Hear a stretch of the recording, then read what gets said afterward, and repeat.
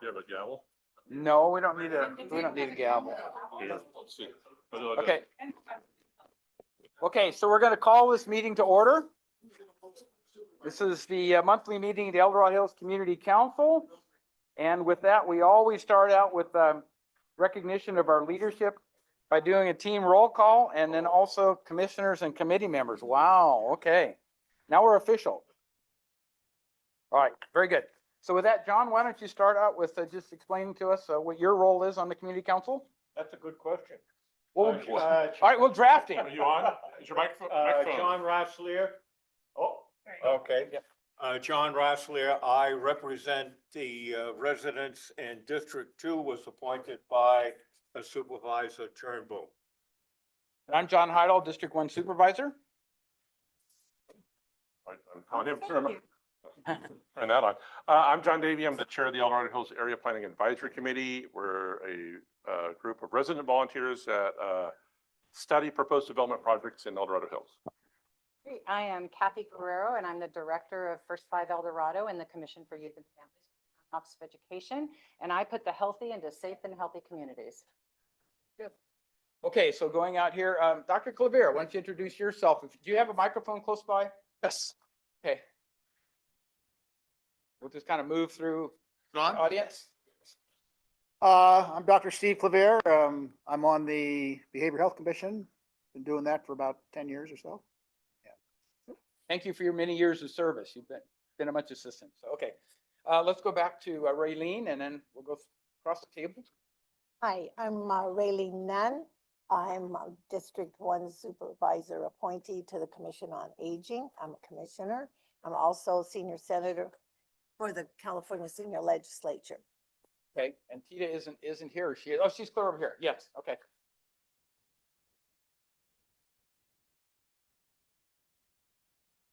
Tita Bladen, El Dorado County Commission on Aging, and also on the California Senior Legislature as a senior assembly member. Thank you.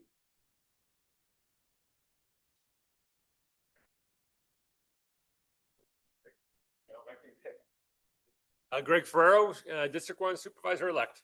Thank you, Greg. Okay, I just looked online. I don't see any hands raised of any other committee or commission members. So with that, we'll go ahead and move on to item 2.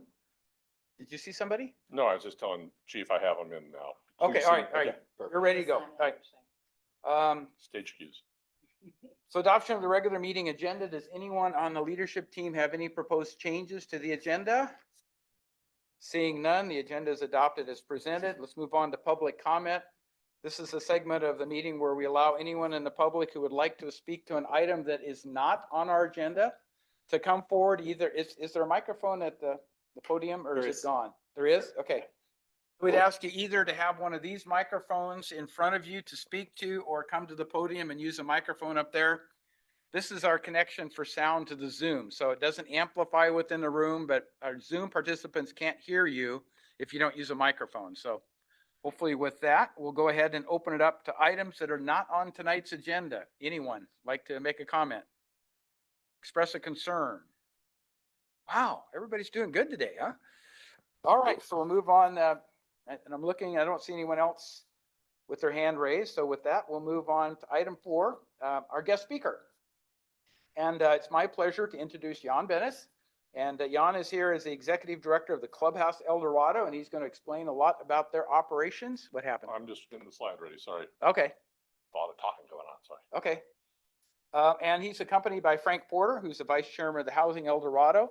So they're going to describe the Clubhouse operations and also how it ties together with our El Dorado County housing needs. How do we make sure that all those services work together through Health and Human Services, with our Commission on Aging, all of the participants that are interested in making sure that we have adequate facilities to deal with people who have special needs, so to speak, and then also with the housing that has to go with that, and or senior housing as well. So Jan, I think, are we ready to bring the presentation up? All right, oh, Frank's going to kick it off? Okay. All right. And you got it. Okay.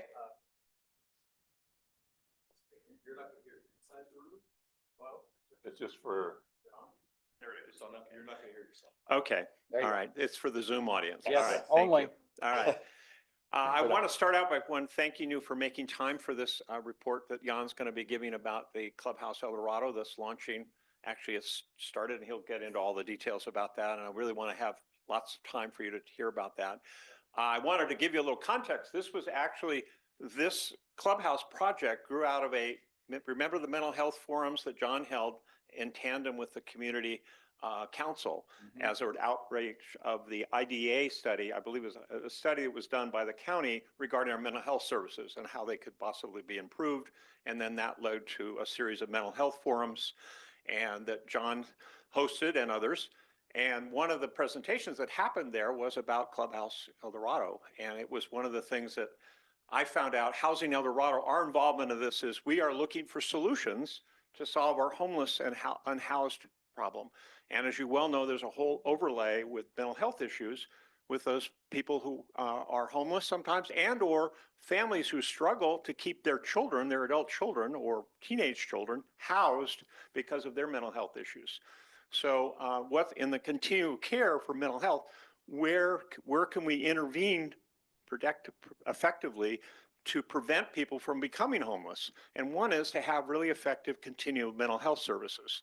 And so that was our introduction. And that's kind of how that laid out and how we're here today, because it came from a meeting here. And then there's been a group that has been working for about a year and a half, a starter team. And then you're going to hear from Jan in a minute about where they are with that. But there are a couple little slides I wanted to interject. Next one. Again, our mission is to basically nurture self-reliance and solutions that they'll sustain themselves on the western slope of El Dorado County. Next slide. And we don't get anything done in this county unless you collaborate with other organizations. And that is literally the list of organizations, both county, the city of Placerville, the county, Federated Church, Upper Room, you can see all those logos. Those are all agencies or nonprofits that we work with directly in our program delivery. Almost everyone in Volunteers of America, we work with the hubs, which are at each library. We work with Green Valley Church. We work with the Interfaith Council. They are all integral to the work that we do. And you just can't get anything done without having good partnerships. And next slide. And again, at a future meeting, if you like, I can come back. I'm going to do this in 30 seconds. Our first program that we launched was Pathway Project. That was our winter lodging program, and that's now grown into a transportation program, a street outreach program, and a shower program to help unhoused community members. We also launched a safe parking program about a year ago for women and families with children at a local church in partnership with a church.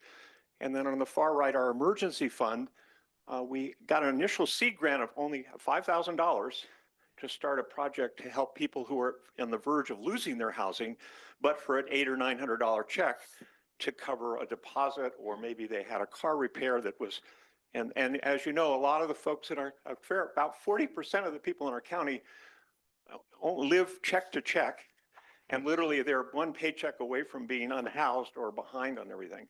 So we have a project now, it's got about a $70,000 budget, and we are continuing to grow that. And it is very effective. We're able to write a check in 3 days. There's a whole qualification process. We work with the social workers and the outreach workers to find people that are going to use that money well. It's a one-time thing, and we have a whole one-time little plan. Again, we're trying to build self-sufficiency. Next slide. And our affordable housing initiatives, we've launched a Jumpstart ADU project, which I invite you to check out. It's on the web. It's eldoradoadu.org. And we're working in partnership with the county and the city to accelerate the development and building and construction of accessory dwelling units. We also are working in mobile home rent stabilization. We've completed a study and a survey, and we've developed some recommendations that actually we're presenting to the Commission on Aging on August 15th, and we'll be releasing those formally. We also, with El Dorado County, the El Dorado County Community Foundation, we've established a community land trust and a community land bank, as a way to acquire property and put it into permanent affordability And we have launched that, and we have 2 pieces of property that are slated to go into that. We're looking for more. And then on the right, Bridge Meadows is an intergenerational housing program project that is based in Oregon, and they have 4 communities. They've been around for about 12 years now, and they are wanting to grow into California, and we've been wooing them to come to our county because we think intergenerational housing, particularly the Bridge Meadows model, is excellent. It works as a purposeful community for seniors and foster families and kinship families. A very effective program, and so we are helping them search for property, helping them to get the project launched, and I'm optimistic someday we'll have a Bridge Meadows community. Next slide. And now I'm going to turn it over to Jan. We are part of the search that NAMI El Dorado. NAMI El Dorado is the lead agency. They're the ones that wrote the grant for the Clubhouse project. They're the ones that are leading it and raising the money. And I'm so happy that Jan has been recruited and he'll explain his background a little, for the job of being the executive director, which he's doing right now on a part-time basis. No, now you're going full-time as of August 1. I stand corrected. Hallelujah. Yeah, there we go. As of today. Full speed ahead. Yes. Again, thank you so much for the introduction. Thank you, everybody, for being here, and thank you for having us here today. If my voice goes out, I'm sorry. This is the 3rd presentation, the same presentation I've done today. Today is day 1 of our Clubhouse. We did 2 orientations today. We enrolled 10 members on day 1, Nice. which is awesome, and looking forward to another 10 tomorrow. So yes, right after this meeting, I'll be making a few more membership phone calls. So we're up and running. So we're super excited. The only thing I'll say about this slide, this is Diane's slide. She introduces NAMI. NAMI is our is what brought us here. Diane, I don't know if everybody knows Diane, but she was looking for a program that would bridge the gaps that she saw in the system for her son. And when she discovered the Clubhouse model, she would not stop until there was a Clubhouse in El Dorado County. And she took a training at Clubhouse International, and she found out that there was some guy who worked at the Clubhouse for 10 years that happened to move to the Sacramento area, and that was very interested in starting another Clubhouse, and that guy was me. So I'm very, very happy to be on board, and up until today, I've been working probably for the past 6 or 7 months part-time on top of my full-time job. So today is day 1, full-time Clubhouse El Dorado, and I'm super excited to be here. Next slide. Alrighty, so Clubhouse El Dorado. So a lot of the images you see here today are from other clubhouses. I just wanted to make sure that you guys get a good picture of what a clubhouse looks like. Probably starting tomorrow, we'll have pictures of our members working at our clubhouse after I review all of the consents that they signed today. So I look forward to replacing all of these images that you'll be seeing from the 300 other clubhouses in 33 countries. Next slide. All right, our mission is to create a supportive community for life beyond mental illness. What is a clubhouse? Let's skip this one. I like the next video better. Well, let me, Yeah, let's do the next one after that. Oh, are you gonna have sound? that is the question. Let me see. Maybe is the answer. Definitely maybe. It didn't sound like it with the first one. Hold on, I'm gonna go backwards. Let's see if we did this. I'm gonna turn my sound up, sorry. So after doing the first 2 or 3,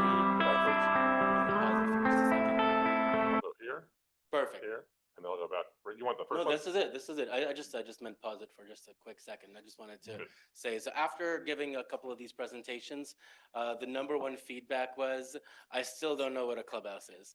And after a 20-minute presentation, it's really, really frustrating to hear that as your feedback. So Diane was actually able to find this video, and after inserting this video, we started getting feedback that they got it. So actually, not this one, the next one, the one from Independence Center. Okay, so I'll go. I think just Adult mental health issues. Sorry. that's okay. Keep this here for me. I think if you hit space bar again, we go. it should. There you go.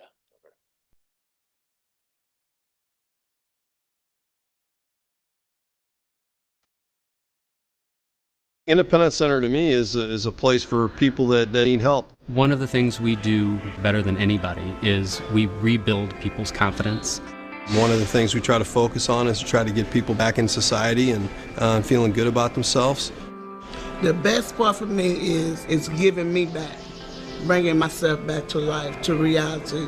The Independence Center has really helped me because I know if I would have never came to the Independence Center, I'd be 6 feet under. The Independence Center is life-changing, and it's also community. We are very, very deeply rooted with relationships here. And we're a caring community where we take care of people, we take care of each other, and we look out for what's going on with each other. The Clubhouse is centered around relationships that we build with people. And it can be very intimidating when you first walk in, but if you give it that chance, within a week, you're going to know half the people's names. I think the relationships have kept me here definitely for 10 years. It's a community of people working together to help each other meet those goals. And those goals include employment, they include housing, sometimes they include just a place to go during the day so that somebody's not in their apartment all alone. We have a wellness center down there where members have an opportunity to work out and try to get healthy. We have a video lab down there where members can work on video projects. We do a newscast 3 days a week. The street level has our banking that members are able to do their banking. We help members budget their money. We do our employment downstairs. We have a big employment board down there that lists all of our jobs. Then we have a store down on the street level floor that's operated by members and staff. We have a full kitchen that members have an opportunity to help make lunch every day. We also have a Martha's Flower Shop where members can come in and make flower arrangements. We also have a copy center where we do our newsletter. But all these jobs are all run by members of the Clubhouse. Just building that relationship and letting them know that they can trust us. If we're struggling with something, instead of talking to like our family members or friends, we're going to go to a staff person usually. You don't always know who's a member and who's a staff. Staff doesn't wear name tags on purpose. You're looking at people, you don't know if you're looking at staff or member. That's one of the things that we do that really helps rebuild that confidence, is that there is not that much difference between a member and a staff.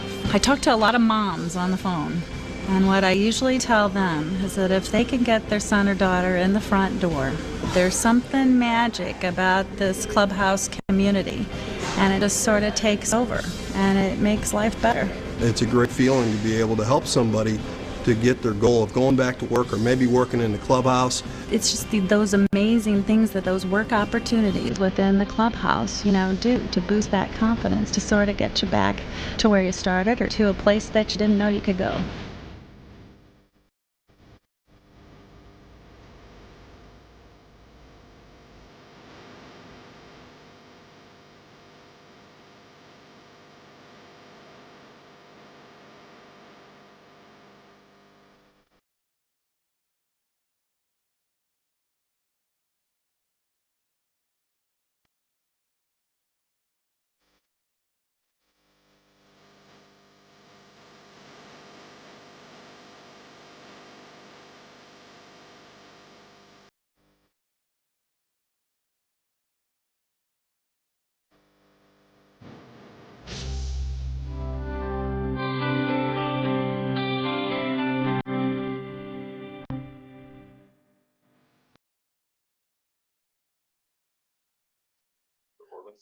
So again, thank you to Independence Center for putting together that Beautiful video. That whole video was produced by members and staff working side by side through their multimedia unit, as they showed on the video.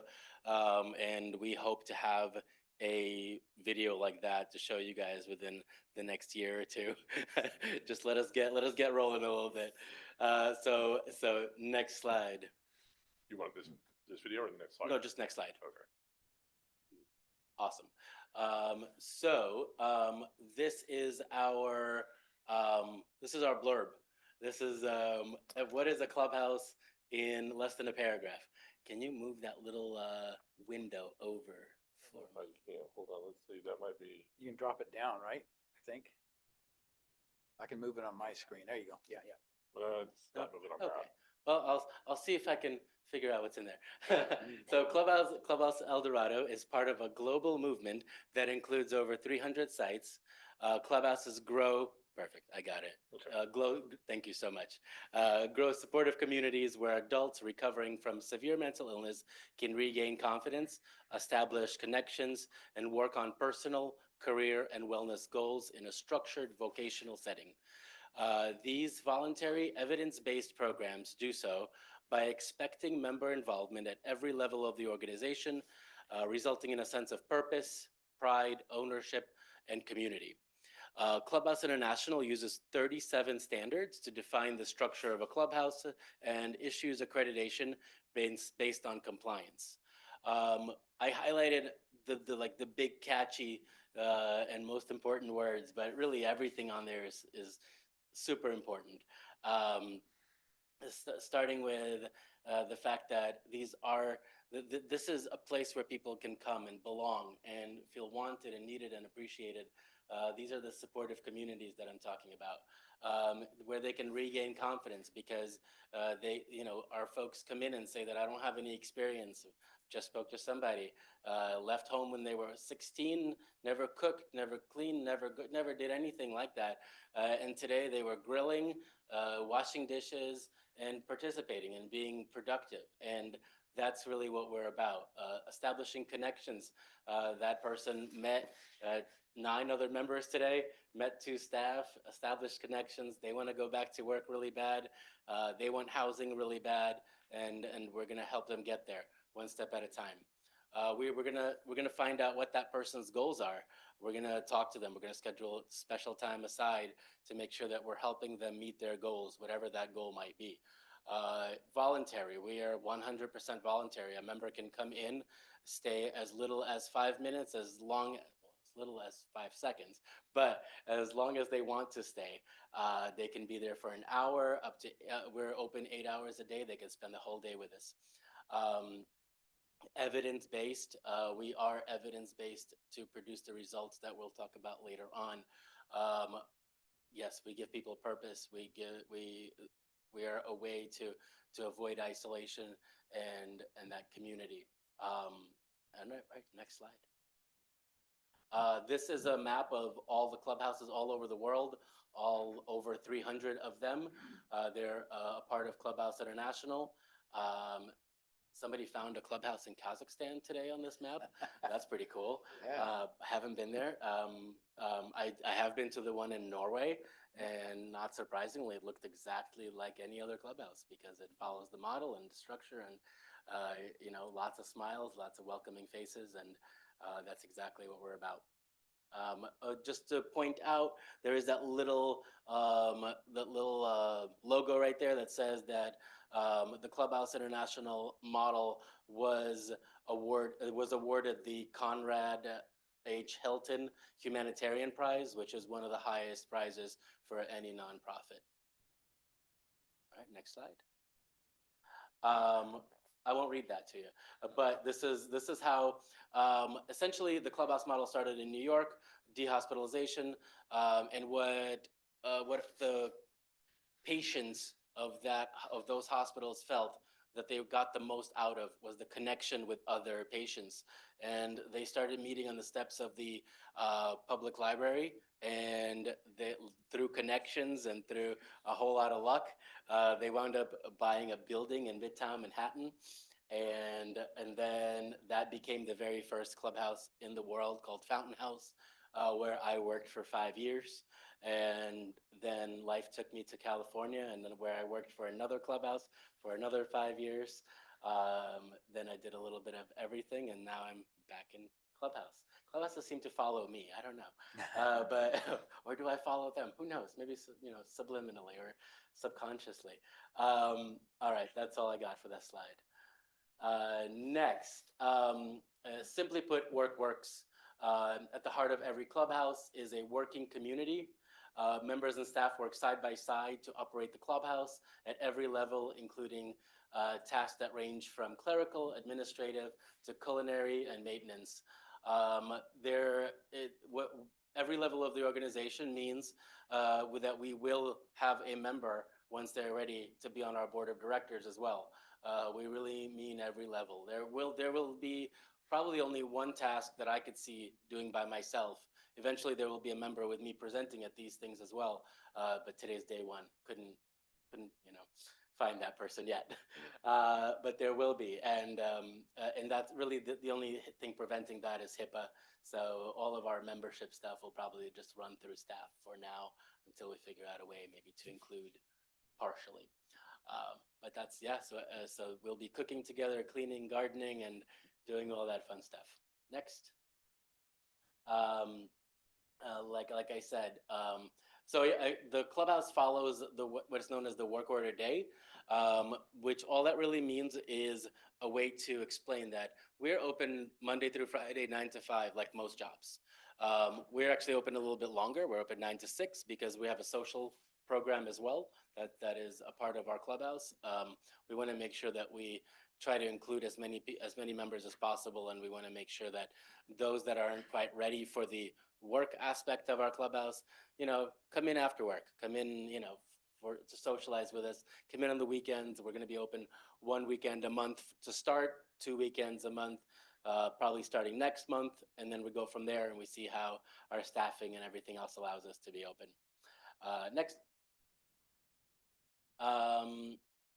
Again, so we are, what the clubhouse model is really amazing for, and the way that it's set up is that we're really able to get any member at any level in their recovery, and find something meaningful for them to do during the day. There is 2 units, which I'm going to talk about in a second, and there's plenty of work that is hands-on and just gets you engaged, and time flies by in a matter of minutes. And then the other side, which is more computer-based and more, we can get all the way up to grant writing. If we have a member that is interested, I'm so eager to share. So every single person has different experience that they're bringing to us, and we're going to utilize that experience to grow our programming. We didn't silence their phone. I'm kidding. All right, next. This is our sneak peek.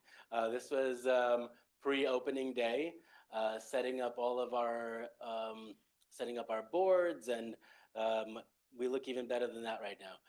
But this is kind of first sneak peek look at our clubhouse. If you guys would like to come for a tour, please call me, let me know. I'd be more than happy to give you a tour, with a lot more activity going on in there. And I'll definitely be updating this presentation to include a bit more pictures with members in them that did sign those consents. All right, next slide. Work order day clerical unit. So like I said, so our clubhouse will be divided into 2 spaces. One is the clerical space and one is the hospitality space. Clerical specifically will be in charge of all of the data, all of the computer work, reception work, everything that deals with numbers and figures, and then everything that deals with multimedia. So social media, posting things on our Facebook, keeping the community apprised of all that fun stuff, video work, website design, everything. All right, next slide. And then hospitality. Hospitality is main function is to get our meal ready for the day. They're in charge of cooking, cleaning, gardening, everything that has to do with that more hands-on component. A lot more physical work in our hospitality unit. Next slide. Employment and education. So the Clubhouse offers a robust supported employment and education program. The goal is to provide members opportunities to gain experience and confidence, leading to a more independent lifestyle. The Clubhouse helps members complete education that has been disrupted, or to start certificate or degree programs at adult education or academic institutions. Next slide. Different levels of employment. We offer transitional employment, which is where the Clubhouse builds a relationship with an employer, and we help place members into that particular placement, and it is a temporary placement, so a member completes it after 6 months and hopefully graduates into a more supported or independent employment, or the member does so well that the employer doesn't want to let them go and hires them on full time on top of keeping that transitional employment placement open for somebody else to try it out. Supported employment is where the employer knows about us, the member obviously knows about us, and we help mediate that relationship. A lot of times there is something that can be addressed which leads to a termination for our membership, and we want to get in between that. We want to help that relationship. Hey, member keeps coming in late. Like, what do we do? You know, typically you fire the person, right? Why? Like, let's talk about this. Well, turns out that the person takes medications that makes them super drowsy in the mornings. Do you have an afternoon shift available? You do. Oh, cool. Why don't we try to switch why don't we help that person transition into the afternoon placement, helps them keep their work, helps them keep their housing, and keeps their life on track. So that, that extra level of support is what we're there for. And then independent employment is exactly what it sounds like. You have a job, you keep that job, we stay out of your way, but we're there for you. If you're having a tough time, come to us. You talk to us. Hey, I've been out of work. I haven't been at work for the last 2 days. I'm thinking of taking a 3rd day off in a row. Okay, well, what is it? Have you talked to your psychiatrist lately? Have you talked to your therapist lately? No, I didn't think it was that necessary. Maybe it is that necessary. Let's call them together. Let's get that, let's get that situation squared away, and then person goes back to work, hopefully, and away we go. All right, next slide. Goal setting. So while we are working together and putting together meals and working in reception and doing data entry, we're talking to our members, and we help members achieve their personal goals.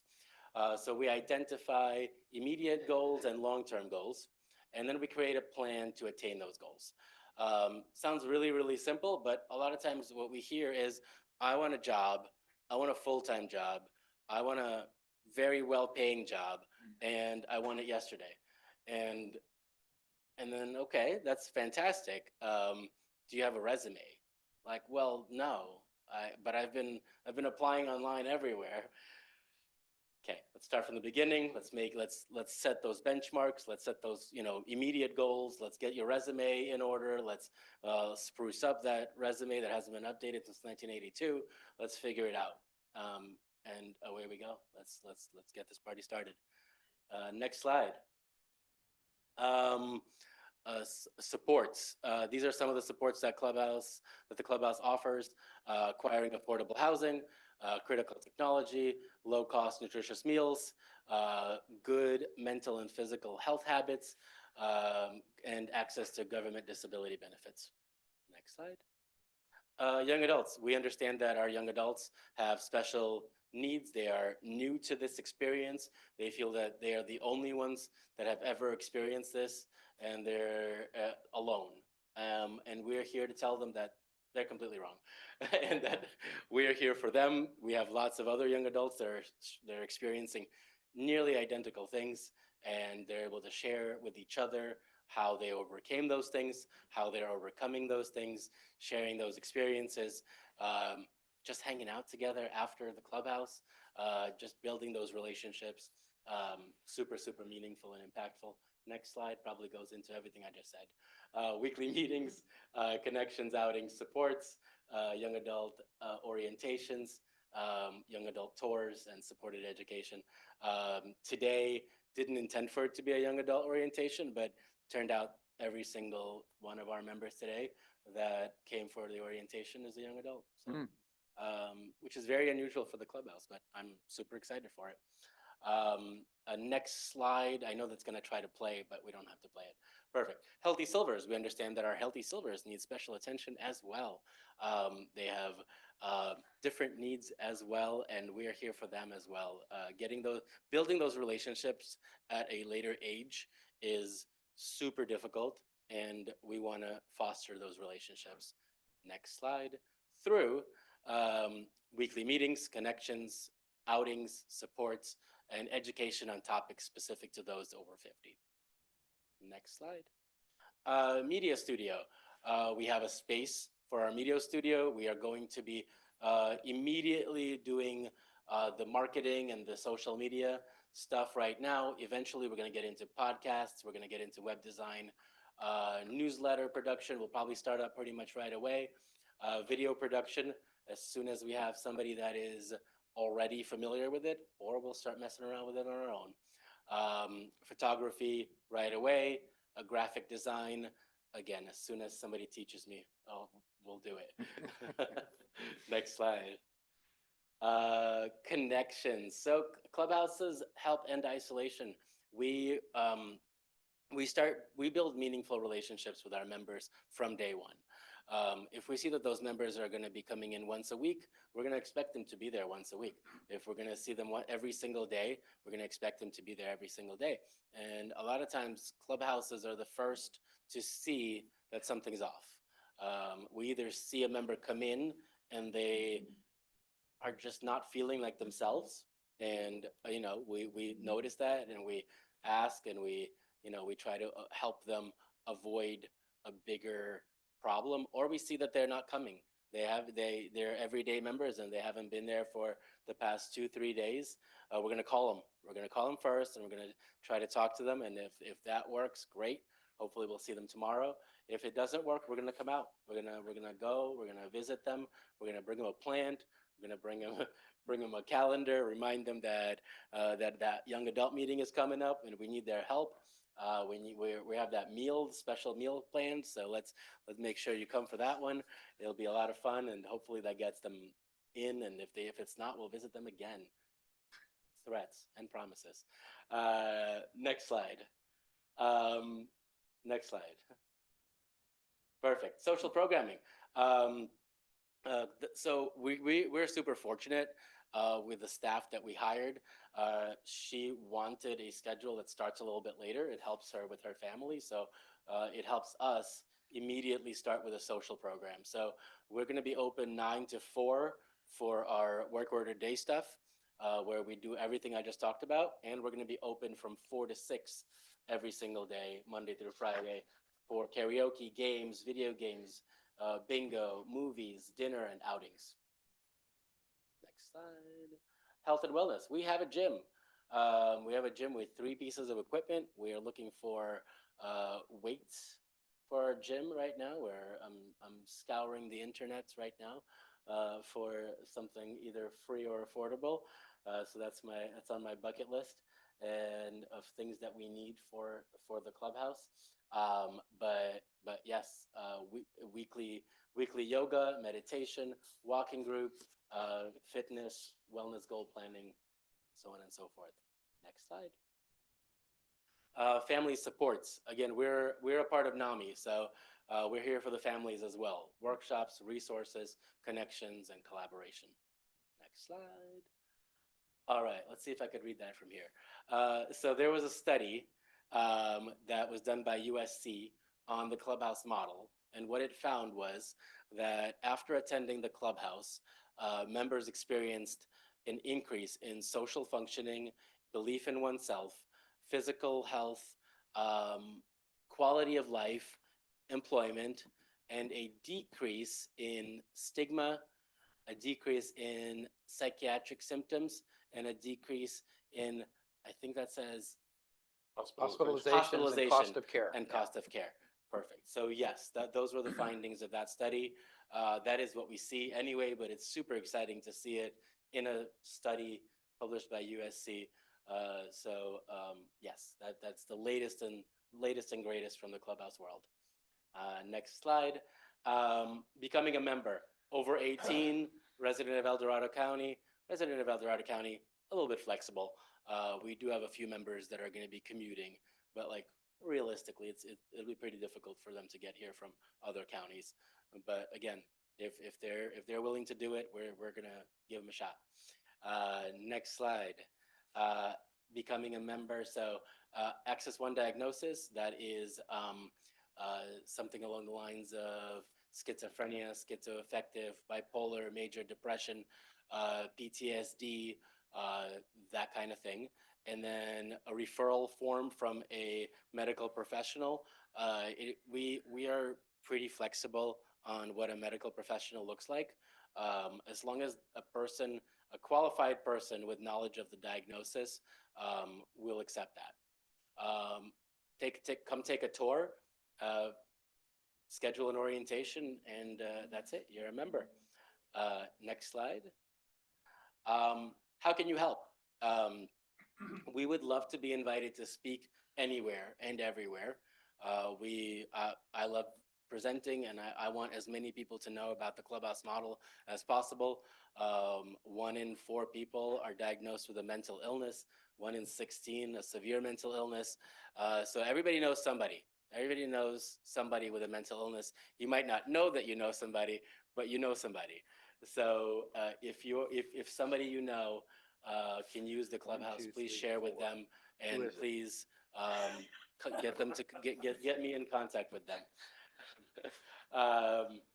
Yes, so offering employment. We are looking to build those partnerships with our neighborhood employers. We're looking to get those transitional placements. We're looking to, again, expand our employment opportunities for our membership. Join our board. We have a tiny and very, very strong board, but we'd like more. We'd like more folks with very varying backgrounds to join our board. So if you're interested, please let me know. Donate funds, please, and supplies or services and network. Please, please let me know if you know anybody that I need to speak to. Next slide. There is my phone number. There is my email. That is our address. The next slide just says questions, so we can skip that one. I'll keep that slide up for if you want to keep the other slide open. Yes. Any questions? So yeah, it would be inappropriate if we didn't recognize Diane Rabinowitz and all this effort, because as an AMI lead, as Frank very well knows, she was a prime mover in getting this thing going, and somebody has to get stuff started. And would you like to comment on that? Because she deserves recognition. She was on here for a while and then she disappeared, but go ahead. Well, what I'd like to point out is we have, I have knee problems.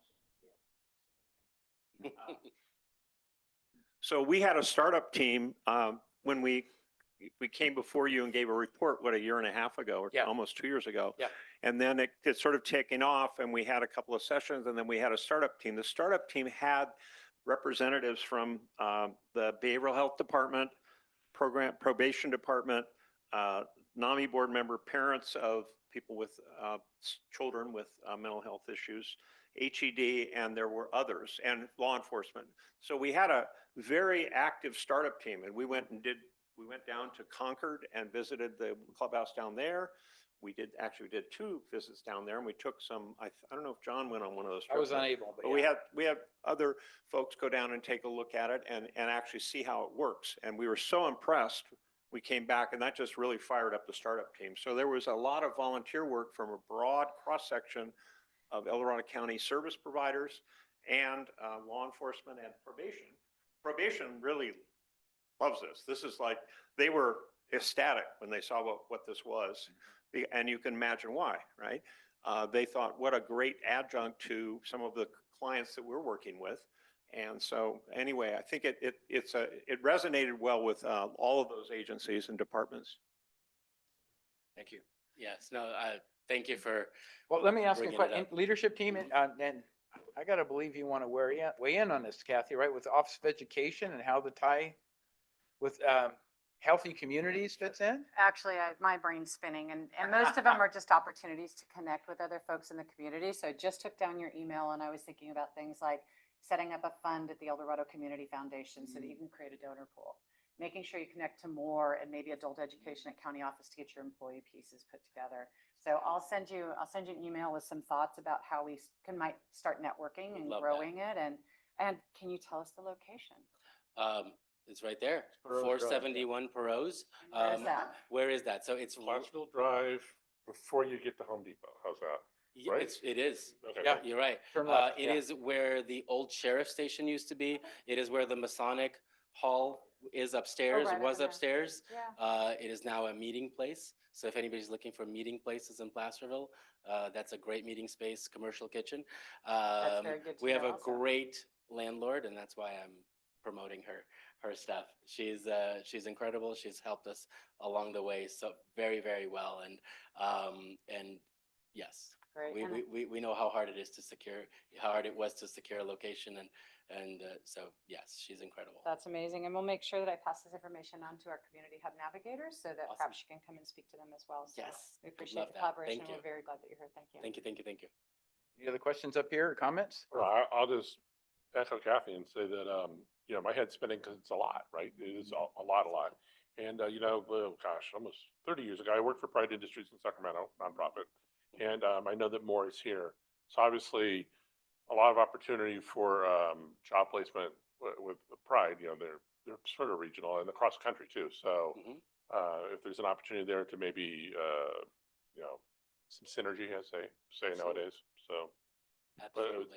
it's awesome to see this. Now that I'm on site 24 hours a day, I can tackle all the presentations that anyone can throw at me. Before it was a little tough with, being at another job from 9 to 5. But yes, now that I'm on the ground, it's, yes, any and all presentations. Let's just keep set them up coming. some email introductions. Hey, Please. I'd love to Yes. introduce you, Yep. and so we'll get together, we'll set up some email introductions and get some conversations going. Yes, please. Thank you. Save your voice. Yes. Yeah. I have a question. Oh, go ahead. I'm sorry. Question for you. Your group seems to really want to accomplish a great number of things. What kind of training do you give your staff? Oh, absolutely. Lots of training. We have in our budget, we built in specifically $10,000 worth of training budget. We're going to be sending our staff to the international conference, which is actually coming up in October. That is where all clubhouses send representatives, do workshops, train in workshops. There's also a 2-week training that is available at Training Bases. So they do a kind of an immersive 2-week training. There's one in Massachusetts, one in Utah, one in Florida. So yes, training bases are incredible. St. Louis as well. We still haven't picked the training base yet, but we'll be Do you sending have staff as well. medical professionals on staff No. also? No. Absolutely not.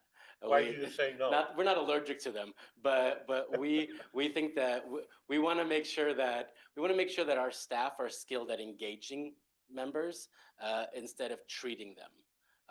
They can go to a clinic if they want to speak to a clinician. They can go to a psychiatrist if they want a prescription. They come to us for job training, and they come to us for engagement. That is a totally different skill subset. There are clubhouses in the world, I won't mention their names, that have transitioned fully to the social worker model, and I disagree with it, personally. I've been in Clubhouse for 10 years, and I find the most effective staff are ones that can talk to a room of people and expect that room of people to participate very minimally, because that's what it takes sometimes. It's just that level of engagement, that being on for 8 hours is what the key is. Great. Should be green. There we go. I think you might have mentioned this, but how are you funded? I didn't mention it. Thank you for asking. MHSA funding, that is the millionaire's tax. That is the, so we have a grant from the county, and we have it for the next 3 years, and hopefully we'll get it for a lot longer than that. So it's through the county, through HHS, Yes. Yeah, through Health and MHSA. Human Services? Okay, Mhm. all right. That was my next Yeah. question. What's your involvement with them? So, Yes. okay, thank you. Yep, we're definitely connected through them. And then also we're going to be doing fundraising. We're going to be having fundraisers. We're going to be doing private funding as well. So all kinds of different areas. Writing grants every day is my life. So yes, we just wrote a grant for Marshall Foundation. We're writing a grant next for El Dorado Hills Community Foundation. That's our next grant. That's due in October. Yes, so Hi, first of all, great presentation. I think it's a really great program. I think that it's very lofty, and I appreciate your enthusiasm regarding that. I do have a few questions though for you. Can you go back to the slide that you talked about the type of clients that you are receiving and the referrals that are coming from the doctor? So the Axis 1 diagnosis, can you explain that a little bit more, please? 100%. It's an archaic term. But it's really the only one that helps people understand a little bit better what I mean. So it's mental health, right? It is not autism. But if a person has autism and bipolar disorder, then they do qualify. So it is bipolar disorder, schizophrenia, it is schizoaffective disorder, it's major depression, it is PTSD. So it's major mental health. So you talked about a referral from other medical professionals. Back to this gentleman's comment. Because you don't have professional staff on board if you are at this site. Mm-hmm. Most of the clients coming through have very constant contacts with doctors and professionals, and then they come to you with some type of a background information, so you can see other professionals, the needs that they may have, and then incorporate that with your staff. No, we just want a referral form. We just want you to verify that they have a diagnosis that qualifies them for the clubhouse. And as long as the professional who is referring explains also what a clubhouse is, I assume that the person referring is wanting that connection to be made, so they know something about the clubhouse. If they want to share that, also if they just want to send them for a tour first, I'll explain all of this. I'll give them a tour. I'll let that person know exactly what a clubhouse is, and if it fits what they need, then I'll go back to that person that made the referral or wants to give a referral and send us that referral form. We don't offer treatment. That's the key there. We don't treat people with mental health. We engage people with mental health. We help keep them out of isolation. We help engage them in meaningful work. We help make sure that they have something meaningful to do during the day. We're not there to make sure that they took their morning medicine. But we'll ask if we see that a person is acting different. It's like, hey, like, everything okay? Or did you make sure to pick up your prescription? We'll check in. But that's why we don't hire mental health professionals. Well, let's say, for an example, that you have someone with schizophrenia coming in. Mm-hmm. How, We do. okay, how will you deal with that person if they haven't taken their meds for 2 or 3 weeks? Do you call law enforcement? How do you keep the neighborhood safe? The children within the environment of where your location is, keeping all these people safe from people that, believe me, I understand they do need help. And like I said, I think this is a phenomenal program. I'm just worried that the safety net is not broad enough for the community. We are a referral only place. So these are people who are currently in treatment. These are people who are currently seeing mental health professionals. These are people who are actively involved in care. We are the added layer that they have been missing. We are the ones that help engage those members, those people from staying at home and isolating while and we help their families have a moment to themselves as well, instead of having their child be at home 24 hours a day. I think we need to move on, but Jan, can you hang around afterwards? I can. Okay. Yeah, I didn't I know if you just, had- I just had a quick question.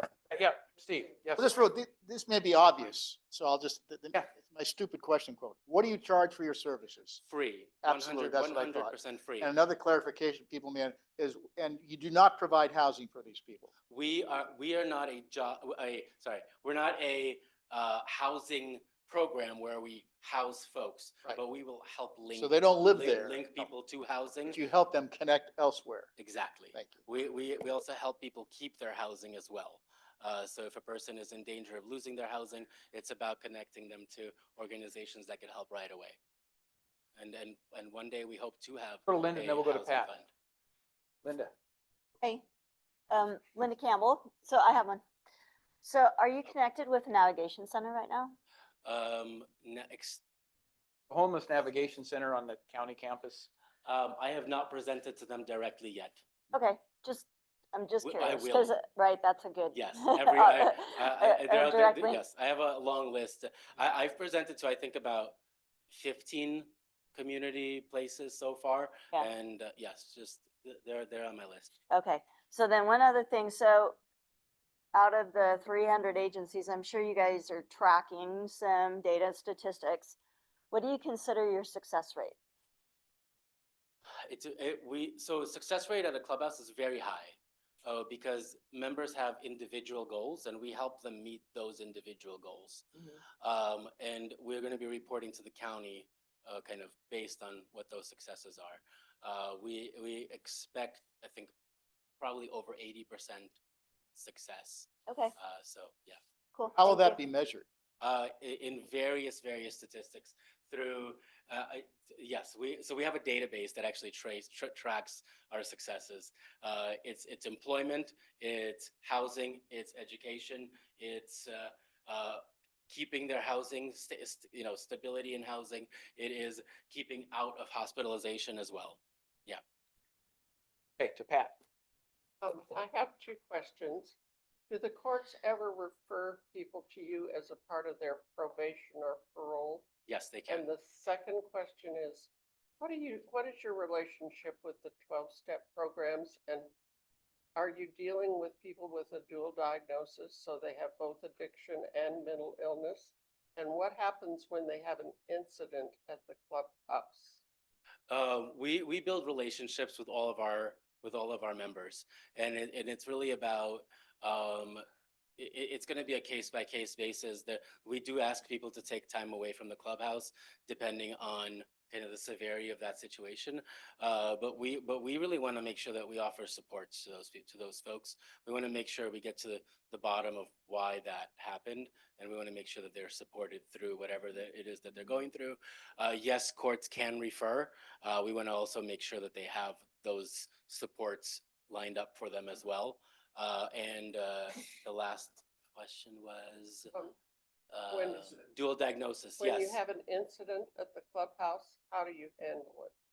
It'll be incidents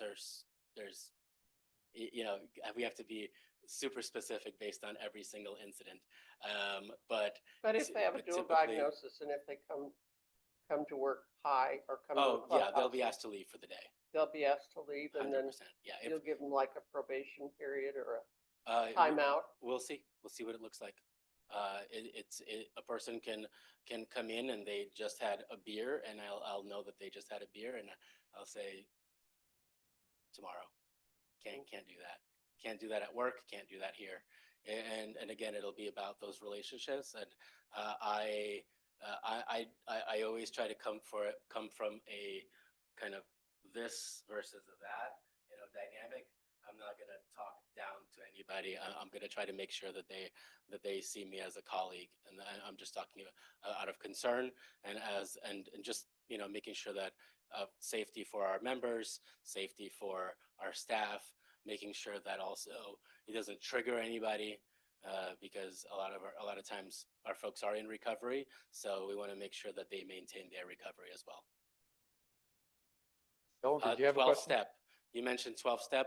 Yeah. Yes, we'll be working with 12-step.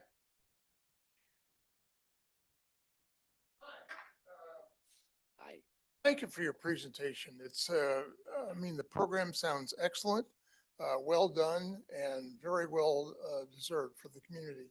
My question is, and I believe I know the answer, do you work with or deal with people with special needs? Uh, I mean- and so yes. I mean, I'm sorry, I'm talking about beyond mental illness. Yes. But special needs. Yes, 100%. Okay. We And how do you do that? as long as their primary diagnosis is mental health, as long as it's co-occurring, we're on board. We'll find a way. We will find a way. As long as those special needs don't get in the way of Clubhouse work, or as long as they can participate in Clubhouse activities, it will be really difficult if a person is fully paralyzed, right? It's just, they're not going to be able to participate in pretty much any aspect of our work order day. However, if they are, if they're wheelchair bound, why not? We have a reception space that is ADA. They're able to, swing around that reception desk, answer phones, gain that kind of experience. And yeah, we're there for that. We had a member that was blind at the clubhouse that I worked at prior to this. Member was blind. But he used a voice recorder to remind himself every single thing about the clubhouse. He worked the snack bar by touch and feel all the way. He knew where every bag of chips was. He knew where every single drink was. He knew how much money to charge each person, and yep. So it was always teamwork. He would partner with another member that knew that would be able to cross off the money slips or whatever it is. But yeah, it works. Where there's a will, there's a way. Okay, thank you. Okay, one closing comment on here, and then we're going to move forward. So I Kathy. just want to say thank you for our community, as the world did from COVID. And we come out, all of us know someone who is depressed, right? And when you're feeling depressed, you need a place to get up and go to every day. You need to be able to look around and see there are other people like you, that you're not alone in what you're walking every day. You need to be validated as a human being that contributes back to society and has good. And at that point, we can be confident in doing something out and have the skills that we need to move forward. And I'm just so appreciative that you're bringing this to our community, because it's very much a needed service in a lot of venues. So thank you. Thank you. Thank you so much. Thank you for the presentation, Jan. We're going to go ahead and move on with the agenda. But if you want to meet with the lady back here out in the hallway or something, you can certainly go talk, and then we'll just continue our meeting. But whatever works out for you. Thank you for championing. Yes. More to come. All right, so with that, we're going to move on to supervisor communications. I'll move through these fairly rapidly. The first one is we expect to have a formal announcement by Costco by the middle of this month. And I think people are going to be interested in understanding what that is. County planning has been directly involved with their go forward plans. Oh, I'm sorry, I can't hear you. Okay. Yeah, if we want to have more conversation, we probably ought to just go out to the lobby and do that, but thank you. I'll be there right now. Okay, thank you. Can you start over with what you were just talking about, the Costco, please? Sure. So we're expecting a formal announcement, a press release, if you will, from Costco by the middle of this month. They are going to move forward with their project. They've been in contact with county planning. I think everybody's going to be interested in understanding how the project has changed from when it was originally proposed. It's substantially different as I understand it. But I think it's going to be something that's welcomed by a lot of members of the community. There's always going to be local residences that have concerns, but I think overall it will be consistent with the needs of our community and well accepted. But they have to move forward with it, and they are. So we'll see how that comes out. Yes, Linda. Is this going to be some kind of announcement that's going to have review that we have to do in a short period of time?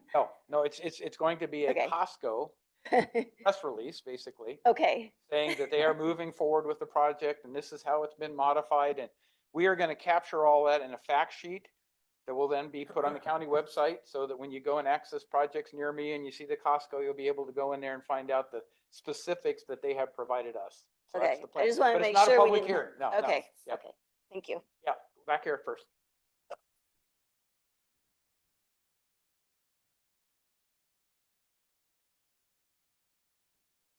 Sure. Highway 50 Silva Valley Parkway intersection. It's on the north side, and the Costco warehouse will be on the left as you're going north on Silva Valley Parkway. So it's between Clarksville Crossing and Silva Valley Parkway. It's that wedge piece that's in there. That's where the warehouse will go, but then there's the other side of the property, which they will announce what's going to go in over there. But They're having a gas station there? there has been a lot of discussion about that. So in the middle of August, we'll all know. So yeah, that's part of what I think is the replan, but I have not seen any definitive stuff. That's why we're waiting for them to make their public press release. Okay. With that one, Town and Country Village, the notice of availability of their draft EIR was issued on July 26th, so recently. Public and agency review period ends September 9th, so if you're interested in making written comment is what we recommend, but you can also make verbal comments at appropriate meetings that they're held to invite the public to at least understand or ask questions about it. But again, that's Town and Country Village, that's Bass Lake Road, Highway 50, Country Club Drive is on the north boundary of it. The old Country Club Drive is on the south boundary of it. It's kind of sandwiched in there. But that's what that project is. 120, I think 125 room hotel spaces, and then a big event center, housing on the campus on the other side of the road. A lot of different features that I think has been presented to the public at APAC's meetings and various other things. And generally, I've heard some positive comments. There's always concerns with traffic, et cetera, but that has to be addressed in a draft EIR. So those of us who haven't gotten to this one yet, I gotta go look at this one. So yeah, Tim. John, again, this is one where county planning has initially given only a 45-day review period. Given the fact that the developers, they've been working on this for years. They've had experts, traffic, environmental, everyone else that's involved with these drafting things. It would really be nice if you would support and ask your planning commissioner to report and ask the director of planning to grant us the extra 15 days. They take a lot of time and effort, and I know the mandatory 60-day maximum, but that extra 15 days makes a tremendous chance for the community. So it's really their one big shot at getting their comments in, and that extra 15 days does not hurt the developer one bit, but it does hurt the community as a whole. But it can harm where they're planning with planning commission hearings and that sort of thing, but it's a reasonable request. So I will go ahead and pass that on through planning and building, and thank you. Hopefully that will be acknowledged. So nothing new on the AKT Community for Health and Independence. I really expected to hear something back from them in terms of a formal application, but that's not been forthcoming. So it's kind of in the wait and see mode. Generations at Green Valley Road, another project that's gained a lot of visibility and a lot of interest. The draft EIR that was issued on June 27th. Public agency and review period ends on August 12th. So if you want to comment on generations, you need to get it in quickly. And I think APAC is going to talk about that a little bit, maybe. Yeah, we'll talk about it. There are, the applicants are guests at our meeting next Wednesday. So, okay. But we've heard a lot of people have submitted that same request that Tim has referenced. We did as well. Extension, about a 15-day 15-day, extension, yeah. and there may be something happening. Okay. What is it? Generations at Green Valley, it's the old Dixon Ranch project. It's on that property, but it's reduced from 600 homes to 387. Yeah. Yeah. It's housing, but it's multi-generational, some large lots, some senior housing. The majority of it is age restricted housing. So there's a general description out on the website. And actually, if you go to the link we gave you here, it's very easy to go down and drill and get all that information. So, yes. I'm going to talk about it in a minute. Yeah. It's going to be next Wednesday. Next Wednesday, 6:30 p.m. in this room, and also virtual on Zoom. Yeah, our email will go out on Wednesday. We send our agenda out the week before. So you. Yeah, And their website has a lot of the details and information. It's actually much easier to find stuff on APAC's website, project related, than it has been in the past for the county stuff. So They get better. the county's getting better. Getting better. We have a visual, what's going on in my neighborhood. So, okay. Moving right along, the business park. This is District 2, the Gateway Project. There's a fact sheet available on the planning website. There have been ongoing discussions. I don't know if Mr. Razzler has anything to report on that or not, but Yes, I do. And okay. do you want me to talk about Yep, that? do it now. Yes. Okay. Thank you. Talking about the Gateway project, the residents, of course, in Four Seasons, Heritage 1, 2, and I guess 3, Blackstone, are very concerned about the Gateway project and the potential for it to cause serious traffic problems and other problems within El Dorado Hills. I was recently at a meeting at Heritage about the Gateway, and at that meeting, I had been given this letter. I'm going to call it a letter of intent from Raphael of our Transportation Commission, and in that he's actually spelled out for the first time some mitigation that he will do or that he's proposing for Carson Crossing. For example, he's looking at roundabouts at either end of Carson Crossing to slow down traffic. To my knowledge, there are no traffic signs, speed limit signs on El Dorado on Carson Crossing. They're going to look at that and put speed signs. They want to, he's saying that they're also going to make clear delineations of where bike paths are, where pedestrians can cross, and that kind of thing. So this this entire letter from Raphael is on APAC, and it's behind Right us there. here. Yeah. And it was brought about by a meeting between George Turnbull and our District 2 Planning Commissioner. So this is supposed to be something that's in writing for the first time, the intent of the Transportation Department, what they're going to do with, Carson's Crossing. It does not take into consideration what could actually happen on this property. There are 2 buildings built already, 2 warehouses, 4 are in the planning stage, and the builder can put at least 16 more around the periphery of these buildings. So this is, I'm going to say this is a very, very big project, something that everyone in El Dorado Hills should become very aware of and follow. And I will leave it at that. I think if you went on the website, on APAC's website, you can read the entire letter, especially page 2, which actually says that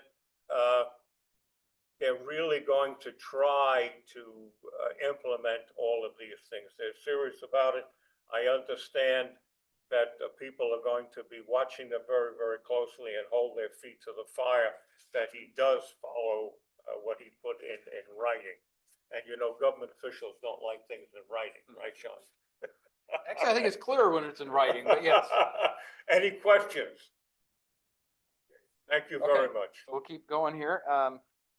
Interim community objective design standards. That was a big topic of discussion at the Board of Supervisors about 3 weeks ago. And so what this is to announce is a joint workshop between the Board of Supervisors and the Planning Commission. It's planned for September. I don't have a specific date yet, but if you're interested in objective designs, and the key operative term is objective, because they have to be very, very specific in terms of what the requirements are, in this case at the whole county, but ultimately for each individual community that has an interest in establishing customized, tailored objective standards. But the reason for objective standards is because a lot of the recent laws that the state has passed require a ministerial process for certain types of projects. But SB 35 project, multifamily, it says if they meet all the qualifications, you have to process it as is unless you have objective standards that say this is what our community requires.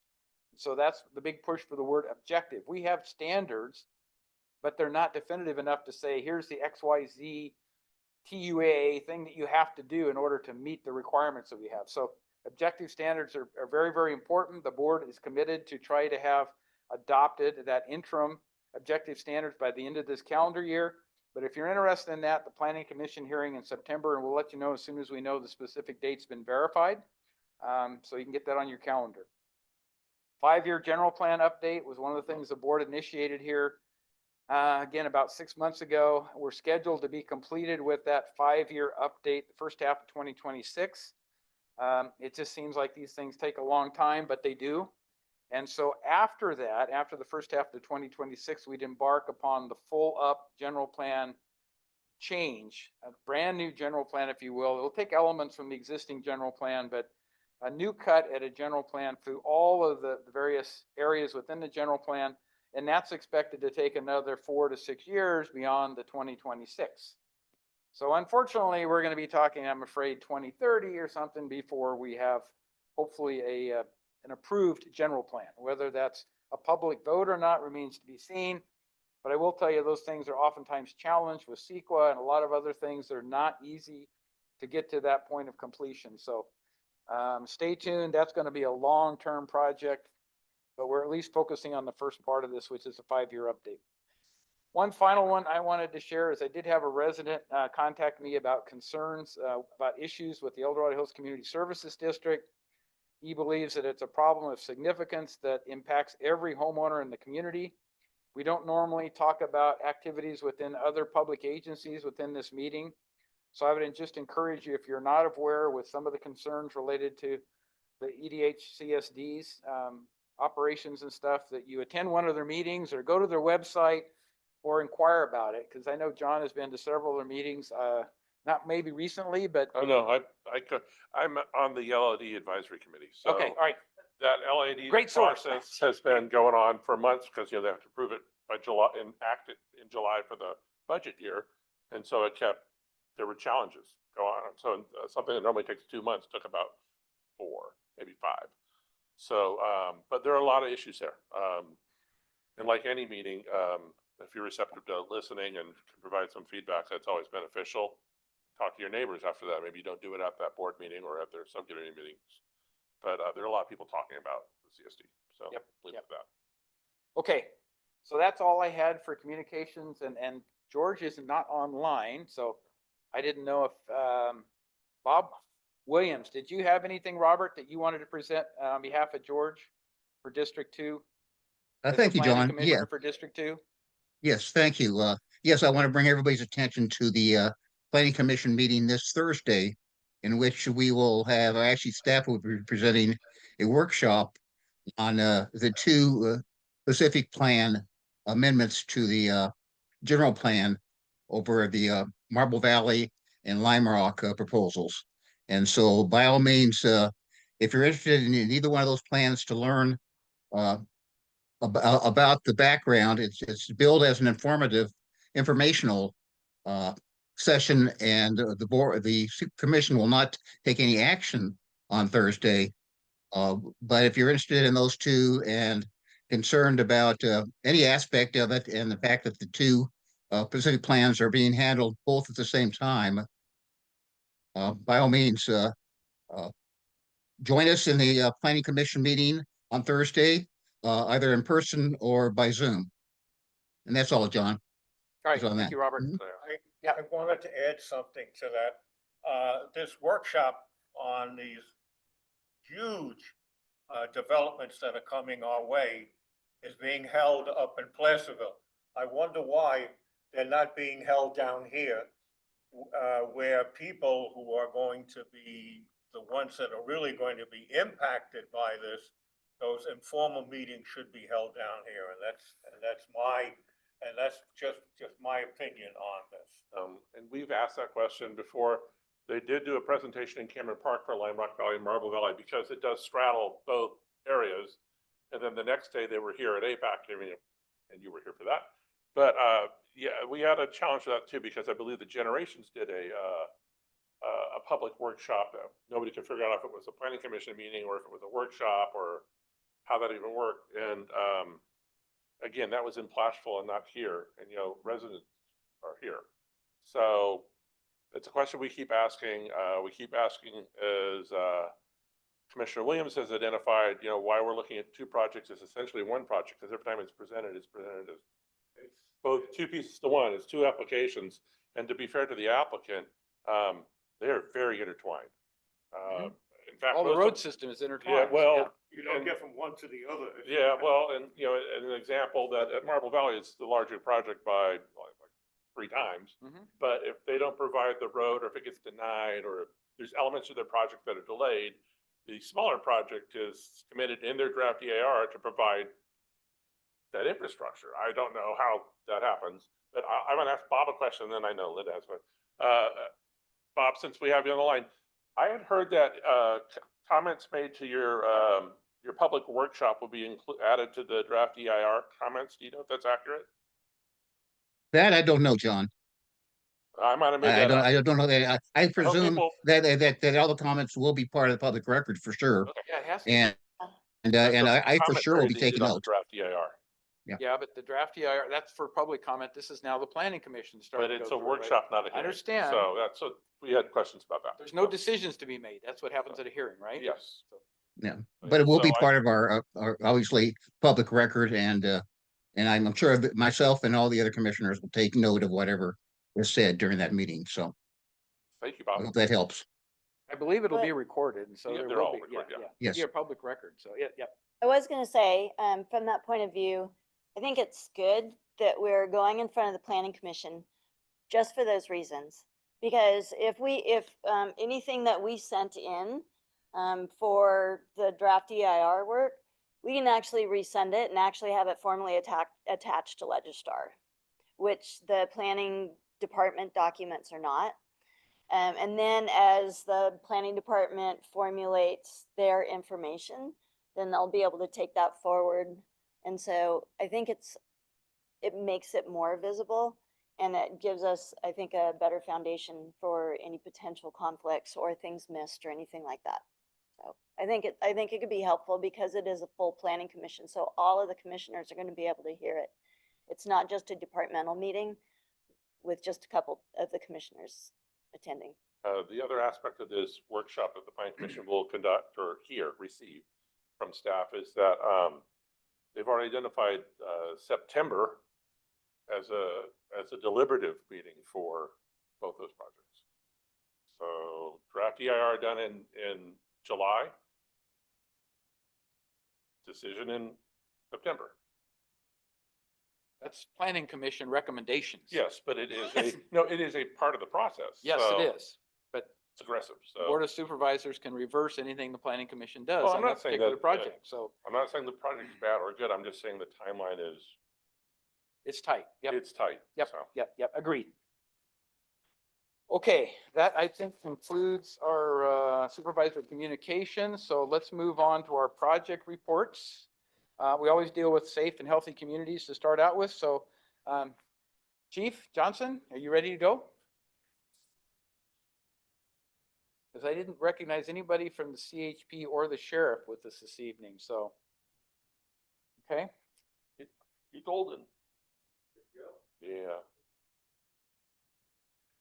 Oh, and then you start the slideshow. There you go. All right, I'll give this will be a little bit of a long report, so Supervisor Heidel, just grab the hook when I need to.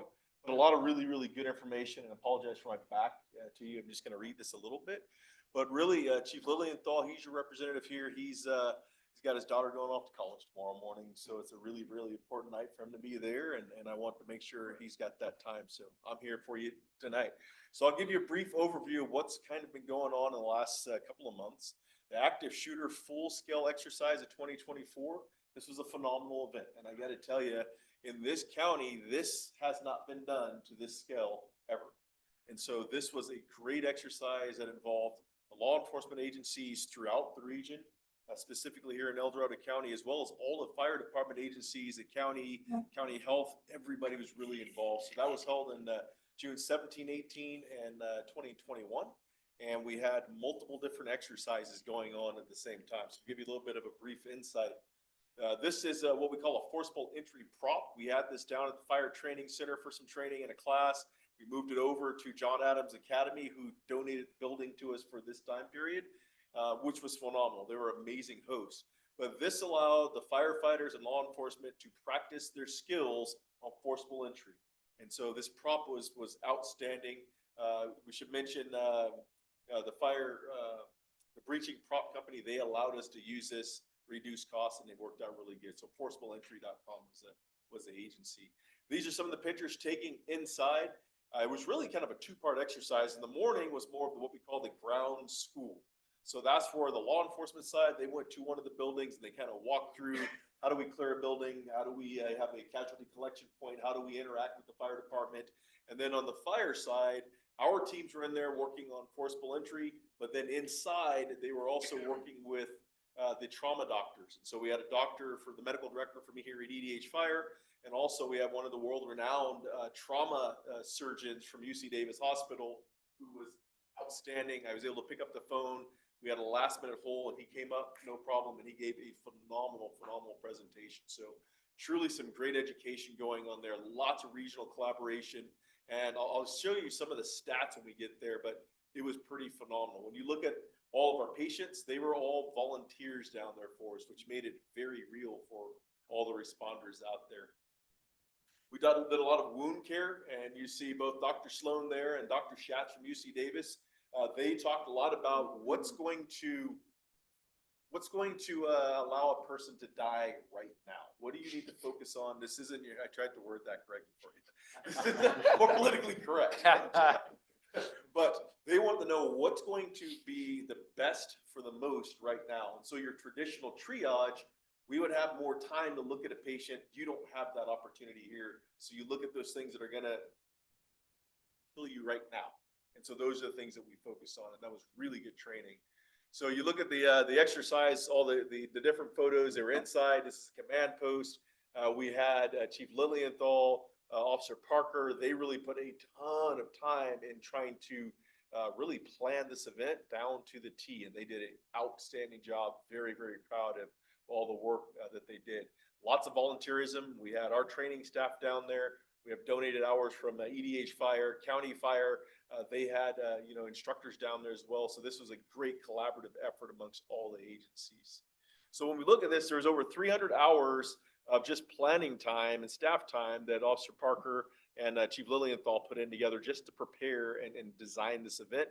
2,000 color copies were printed because you really needed a incident action plan. So think about this in your daily operations of a law enforcement officer. You carry a gun. Well, here, obviously, we don't want real guns. So you have to have a process to take that away, secure that, issue you the appropriate weapon for there, which is a non-lethal weapon or a replica of such. We had to make sure all of that was clear. On the fire side, making sure the firefighters are getting there at the right time. They had the appropriate PPE and those types of things on. So there's a lot of planning that went into that. $5,000 in just logistical support that came from the agencies. We had over 90 victim role players. I'm going to say that again, 90 victim role players. That's phenomenal. 140 law enforcement officer participants over the 4 days, 100 fire personnel participants, 30 drill staff. To put something on this to this magnitude, you need a lot of drill staff. 3,905 hours collective of training. And I'll say it again, we have not had this level of training in this county ever. And I think that's what you're going to see in the future, because unfortunately it's not a matter of if, it's a matter of when. I hate to even say that, but that's what we need to plan for. And so this drill did just that for us. So kudos to them. I want to talk about the Moccasin fire real quick. We've had some significant fires that were caught relatively small here in our county. However, the way that these fires acted and burned in a very short period of time was eye-opening. And I'll just say it was a little bit scary. So when you look at this, on July 2nd, 1,400 hours, we had a structure fire, which is a house fire that burned into the vegetation. That 51 acres burned, and it was a very complicated fire. and everybody did a really good job in getting resources there really quick, keeping it small, but then they're there for a number of days after. We did have one firefighter injury, one civilian injury, and we evacuated the Oak Hill community as well up there. The cause is still under investigation. Here are a couple photos, and we'll talk a little bit about technology here in a second. But you can see CAL FIRE's, one of the S2s dropping there. What you're looking at is from the cameras, and I really want to focus on that here in a little bit because the technology that we have at our fingertips is outstanding. A couple more photos, lots of retardant dropped. This was an incredible stop, and everybody will tell you that this stop, we don't know how we stopped it, but it was at the right place at the right time with the right resources, and kudos to all the crews that are out there. This is again some of the technology. When you look at some of the planning that tells you the perimeter app that we're using now for evacuations has been phenomenal. I know Chief Lilienthal and the OES team up there, they've been doing a knockout job making sure our citizens are aware and know what to do and know where to go. So they've done a really good job at that one. We'll move on quickly to the Pay Fire. That was another significant event, a little bit bigger, definitely more of an aggressive fire. It was 109 degrees that day. I was out here as a second chief officer in a structure fire here in El Dorado Hills. We had an attic fire. And so our crews were literally inside putting that fire out. When we start hearing of this fire going on, we pulled them all out. We kept one engine there and we sent them all. And so a lot of people will ask, well, why would you ever send every fire engine you have in your community to another community to protect them? And my answer is this: that's what's in danger right now. Those citizens in that community are in danger. Those firefighters are in danger right now. We're going to send everything we have. Why? Because if we ever have that incident, we want them to do the same for us. And so that's why we end up doing that. 77 acres, lots of damage to some of these structures up there. But man, I tell you what, another amazing stop. Sitting there, just to give you an idea how fast this fire was moving. I was up with Chief Callan on the airport, and we're in his vehicle and we're looking at this fire chunking along. We thought we had it. And I remember looking down, I just said, spot, spot, spot. And it literally spotted, gone. And it took off again on us that quick. And we had all the resources right there, and it was still hard to catch. These are some of the photos. You can see just the smoke in the background. This is an image taken from a Firus airplane. I'll talk to you about that here in just a little bit.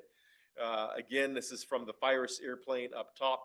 And then down below, there's a video of that. And that video hit CNN and all the national media outlets because the amount of fire and what that dozer was doing was nothing short of amazing. So this picture is in here because this is exactly why when we send everything we have out, I've got the level of comfort as the chief here, knowing that our partners are going to have our backs. And so that's exactly what happened.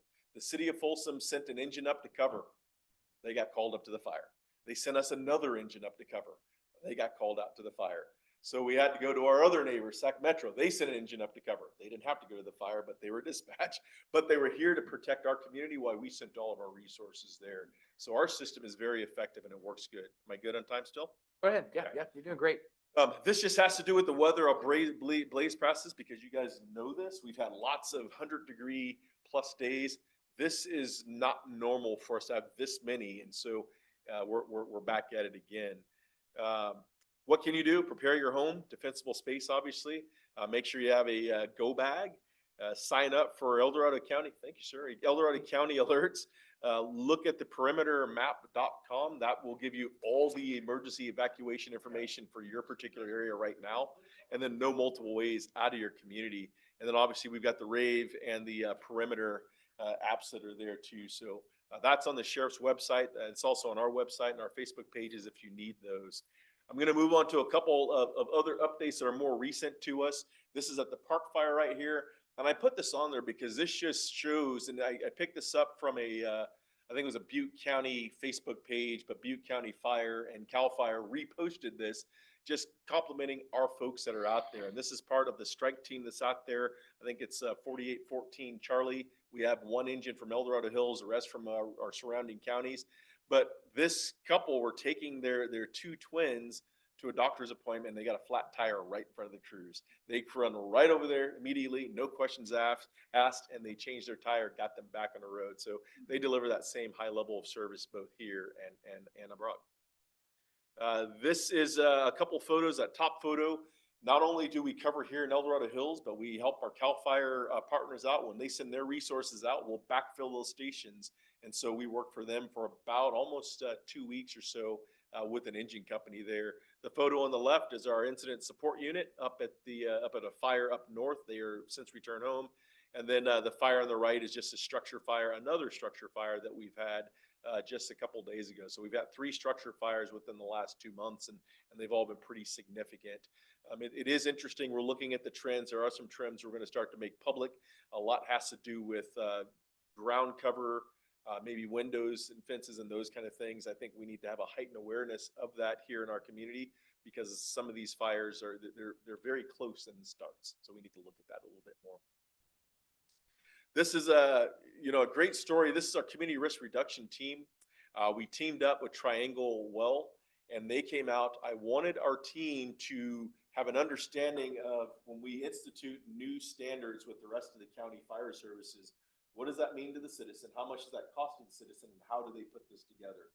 So these are 2 water tanks, which are called part of our rural water supply standard. And typically you would have a company come out and do that, but I had our team do that with Triangle Well basically being their instructor for the day. So they put all of this together. Now they have a feel for what it costs the citizens, how they put it together, how much time it's going to take to do it. And I think they have a way better understanding of that. It was a great project. We didn't need that for water supply, but we have that as a prop down in our fire training center. So now our engines can use their hard work and practicing some of their craft. So that's what they did out there. I'm going to give you a quick, brief overview. John, am I still good? Yeah, go ahead. Yeah. Watch Duty app, tremendous tool. But the caveat is I wouldn't use it for evacuations. They have all that information on there, but perimeter is going to be right now. Watch Duty is very good, but there's a delay because they want to make sure it's relevant, good, reviewed information before they put it out. So there's a little bit of a delay. But when you're talking about a source for good information, that's a really good source of information. The FIRUS, you heard me say that earlier. I'm going to show you something here real quick. But the Fire Integrator Real-Time Intelligence System, the tools that are put in our hands as fire officers is absolutely amazing these days. So what I want to do real quick is I'm going to stop this share. And then I'm going to start this share. And hopefully John doesn't throw anything at me. Please. We got 3 Johns up here. They're all going to throw something. We threw the troublemaker out. Okay. So what I want to show you guys here, this is the Watch Duty app, and it's really interesting right now. So this is the park fire, and the park fire had been calming down. It has exploded today. And so it's off to the races again today. And I show you this because you can see all the purple, and there's all airplanes on there. And when you look at the orangish around this area, those are heat signatures from a satellite dish, which tells you your fire is on the move again. One of the newest technologies that they just put out there is, where do those guys go? Right there. There. Okay, click on that. Got airplane in the way. Come on now. Flight speed and everything else. Trying to get those guys out of the way, right? Exactly. Okay, let me just grab one of them. Okay, here we go. Give me 2 seconds here. He's right over the top of the one I want. They're really flying at about 230 miles an hour, but it seems like they're moving at an inch an hour. Okay, I think it's gonna let me do this. Right here. Okay, here we go. Okay, so what I'm showing you here, this is a live view of what's happening up there right now. We've had this, but typically it's been 5 or 6 different sites that we're mounting. Everything's all in one site. This is all open to the public as well. So, you can look at these things, and that's the last 15 minutes of what that fire is doing, and you can kind of see what it's doing. So it's cranking along pretty good. And then this real quick, this comes across to our cell phones, as one of the fire service leaders, and it tells us this fire was detected sometimes by satellite, sometimes by camera, sometimes by a 911 call. It tells us what the model looks like without any fire engines getting there, right? But then it also, you scroll down, and the Virus airplane, that airplane I talked about, there's one in Southern California, there's one in Northern California. They launch immediately. They fly at 12 to 15,000 feet. And what they will do is they give you a real-time look of exactly what's going on. So when you look at this, they're telling you everything that you. This is 3 miles southwest of Bakerville. It is a third of the mile south of I-80. Looking at the hill there, and also a quarter mile south of Hidden Lane over here. Fire burned in grass and shrubs. Coming up the left flank from the hill. We have retardant at the head. Coming down through some oak timber. More ground structures. Go infrared. Some heat remaining. Forward rate of spread is stopped. And video. Until 1/2, August 4th, 2020. Okay. So, yep, let me do that here. Get rid of that. And I'm stop my share. That is the big piece I really wanted to show you is we have a lot of technology, not just for the fire service or responders, but we also have that for the community to use those types of tools as well. So if you're ever wondering if there's smoke in the area, get on Watch Duty and see. It'll tell you if there's a fire in the area. But we'll also have an official publication send out information. With that, last thing I have, we had Assemblyman Patterson here in this very room, and he presented a recognition of Jim Hartley and his service to the community. And at the same time, we'd already named a street, Hartley Loop, down to the Fire Training Center, but it was very nice to have his wife back down here. And Assemblyman Patterson, we had to reschedule. He was sick, and we rescheduled, and he came out and did that. With that, I'll end. One more thing. Sorry. One more thing. Oh yeah, this is a book that was just published nationally. So we're really, really excited about this. Mastering Fireground Command. We sent all of our chief officers through that program, and we're instituting this in mission-driven culture. In this book, they put a picture of our training center in here. So page, I think, is 177. It was pretty neat. We made it. And it's a best-selling book already. So, with that, end of report. Okay, very good. And I think for those of you following the park fires you mentioned, I think it's now the 4th largest, but it's soon going to maybe become the 3rd largest, the way it's spreading. 406,000 acres. So it is huge and on the move, as the chief said. So and it set records. There's not many fires that moved that fast, if any. So 5,000 acres. Tehama County, Shasta County, and spreading. So 5,000 acres an hour at the height. It doesn't have to be answered in the detail of the question, but where do I go to solve it? So I have a adult parent who's in Eschaton. When Pay Fire came out, they were within the evacuation warning zone. It's my understanding from Eschaton that they drove a bus up to evacuate those that are in the lodge. But independent living folks that are in cottages and the duplexes around, many of which who do not have cars or the Watch Duty app or any of these things, do not have an evacuation plan there, although they're part of an Eschaton community. Who do you talk to? And it's a very good question, because you can get the HOAs together, but if you don't have a car, you don't have a car. Sure. So during an incident, we always recommend you dial 911. So as an incident commander, Camino, the ECC, they're always going to inform us, and we will have deputies go to that location, but also we'll send fire engines over. Is there an opportunity to create a plan rather than waiting on 911? Yeah, and I was thinking about Chief Lilienthal or somebody. Who do Chief you go to? Lilienthal, he will be the one that ties in with OES.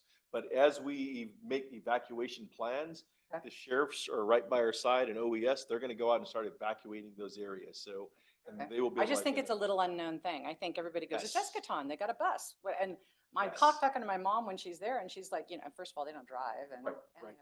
What are we gonna do? Yeah. So at any rate, if they are working on the plans, there's a 911 and then they are working on the plans. Correct. And Okay. Chief Lilienthal, he can tie in with OES because he's assigned. And that's where it to belongs, OES. county OES. That's where it belongs. Okay, thank you. I'll do that. Appreciate Absolutely. it. Thank you. Good. Thank you, Chief, for the great report and all the great things happening. So, moving right along. Kathy, do you want to go ahead and give your presentation and then we'll go to John and then I'll kind of wrap things up. Since Lauren's not here to follow. Yeah, I'm right. gonna follow this. Actually, I just want to tease a couple of reports. First of all, the community hubs have been working away this last year. We're getting ready to release the full report of hub services, which will be done in the first week of October. But I can tease it to say that last year, our community hubs through navigators and libraries served about 2,760 adults and 2,200 kids 0 to 18 throughout El Dorado County. As for El Dorado Hills, the number is not large. In the last year, they served 398 clients. However, 84 of those clients had complex needs. So the folks who are coming in have needs such as clothing, utilities, phone, childcare, health insurance. And so we do have, although we don't think about it often in El Dorado Hills, there are folks that are having complex needs that are there. So just want to throw that out as something that to keep an eye on as we move forward. As I've said before, community hubs have been a service in our community for the last 7 years. We're working with County Office of Education and our Board of Supervisors to seek out sustainable funding as First 5 investments end June 30th, 2025. In my other hat with First 5 El Dorado, we are your tobacco tax dollars investing in families with children 0 to 5. We're going to be doing a community needs assessment and planning for our next strategic plan. That will be, actually is available on our website right now. The community needs assessment is out. Just want to tease one rate that we don't think about. It's called neonatal abstinence syndrome, and it is a condition where newborns experience drug withdrawals because their mothers used opiates during pregnancy. And opiates could be heroin, methadone, or some other pain medication. El Dorado County's rate of addiction for these babies is more than twice the state rate. We have an issue here and we need to start talking about it. So moms and babies are going to be a focus of First 5 this year as we move into our strategic planning. And that's just one rate. There are other rates that we need to be concerned about with our youngest citizens in 0 to 5. That needs assessment is on first5eldorado.com in the meeting section. And I'll be bringing a report forward as we do our strategic planning. Actually, I'll send a link to Cindy. And then lastly, the Commission for Youth and Families this year is working on a report card. They're beginning to set a continuum of outcomes for children that start everything from pregnant moms all the way up through young adults in the communities. And these outcomes will look at success measures. They're working on that report card and those measures currently, and we should have a draft report card by the spring. So trying to get ahead of what's happening or understand what's happening with our youth and our kids and how we can get upstream. And these 3 projects are all kind of moving that direction to start collect data, report it, and get upstream. And that's it for now. All right, done. Slide this on over. APAC. Yep. APAC. So we're back here in this room next Wednesday. It's August 14th, 6:30 p.m. in person with Zoom, and we also stream live to YouTube. Our meetings are recorded so you can watch them later. The thing I wanted to start with right now is that our meetings have been getting longer and longer because of the nature of all the projects we're looking at, and we have a lot of presentations. So we've never really been hardcore on enforcing it, but for the next several meetings especially, but we're trying to limit comments to about 3 minutes per person. And if we run out of persons making comments, you're welcome to get back in line and come back with another 3-minute comment. But our last meeting was 3 hours. So that's not sustainable. Oh, Linda. I wholeheartedly support that. Okay. And also, I was at that meeting. I realize that we usually have a supervisor here, but it is an APAC meeting. So maybe what we do is ensure that comments are associated with items for the APAC meeting. Something to consider. Yeah. And also too, I know that the supervisors are sort of cognizant that they know we have a big meeting that they sort of limit or try to get through their comments. And maybe we just don't spend a lot of time getting them the additional questions in. That hasn't been the long time consumer, so. Well, there have been in the past, but anyway, regardless, I mean, I asked many questions. John Ransler, who has more questions than anybody in APAC, suggested we got to get back to the 3 minutes. Yeah, So I somebody I has totally to be the agree. enforcer for John. Yeah, John should be the enforcer. I will do that. And Yeah, then okay, John Raz will okay. be the enforcer for everyone else. There you go. So, We have a but- plan. but as part of this though too, is that you have an opportunity, we ask anybody, and we put it in our agenda, and we'll put it in the email when it goes out on Wednesday. If you have questions you want to ask and you can't be here, or you just want the questions submitted, we found a couple times when these have come in, we get the questions by Monday, we send them to the applicant or whoever's making a presentation.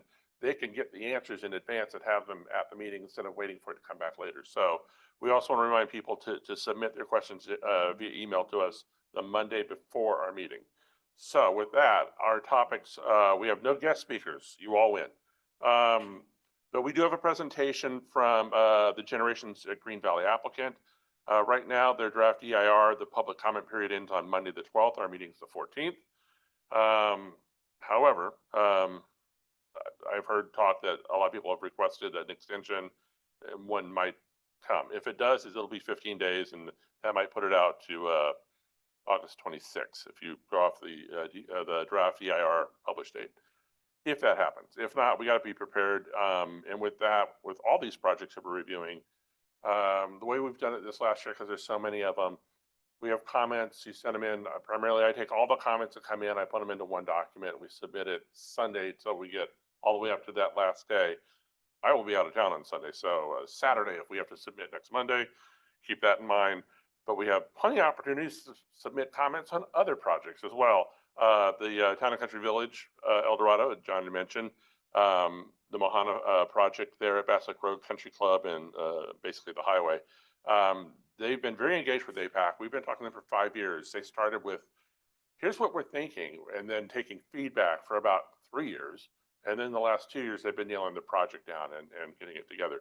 They've been very good engaged with residents of the Bass Lake area, and they've been very engaged here with us at APAC. So they'll make a presentation at our September 4th, which is Labor Day week, sorry.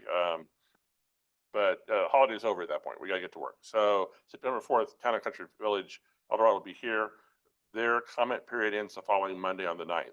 So unless we get that 15-day extension, be ready for that as well.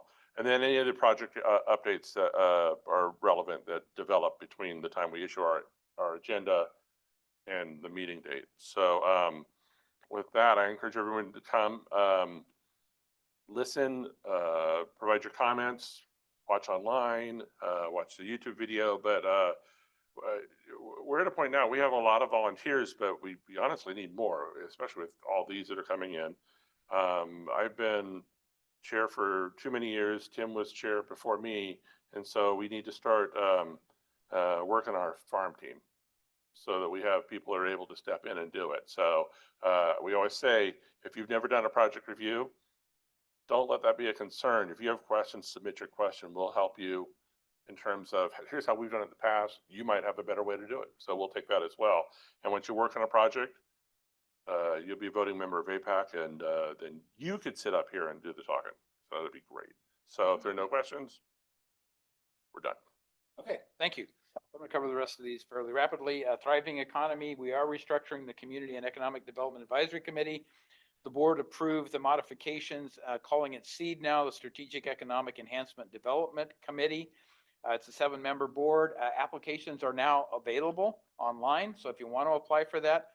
But what the intent is to find subject matter experts in economic development that really have a lot of firsthand knowledge of how things will apply in El Dorado County. So it's not the kind of appointment where you can learn as you go too much, except in another discipline. We want people who are very specialized in the field, and that's kind of associated with an additional supplemental questionnaire that's put out. So if you're interested, go to the website and look. I'd encourage everybody to do that.